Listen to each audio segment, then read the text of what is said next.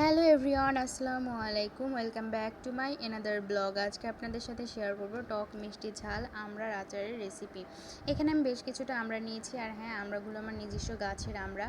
তো আমড়াগুলোকে আমি ভালোভাবে একটা দায়ের সাহায্যে চোচা ছিলিয়ে নিচ্ছি এবং ছিলিয়ে এগুলো একটা পাত্রের ভিতরে রাখবো যেন সুন্দর করে কষগুলো ছেড়ে যায়। এবং ভালোভাবে সবগুলো ছেলা হয়ে গেলে আমড়া থেকে পানি ঝরিয়ে নিব।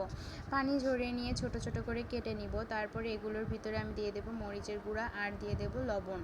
এগুলো ভালোভাবে মাখিয়ে নিতে হবে, মাখিয়ে কিছুক্ষণ রেখে দিতে হবে। আমি এগুলোকে ভালোভাবে মাখাতে থাকি। ততক্ষণে আপনারা অবশ্যই আমার পেজটি ফলো, লাইক এবং শেয়ার দিয়ে আমার পাশে থাকবেন। আপনাদের সকলের সাপোর্ট আমার অনেক বেশি প্রয়োজন। তো ভালোভাবে মাখানো হয়েছে। এবার আমি এর মধ্যে যে যে মশলাগুলো লাগবে সেগুলো রেডি করছি। এখানে নিয়েছি রসুন, নিয়েছি সরিষা, আর দেবো পাঁচফোড়ন। কিছুটা পাঁচফোড়ন দেবো, আর এর মধ্যে দিয়ে দেবো দুটো শুকনো মরিচ। এবার এই সবগুলো রেমেডি একসাথে আমি শিল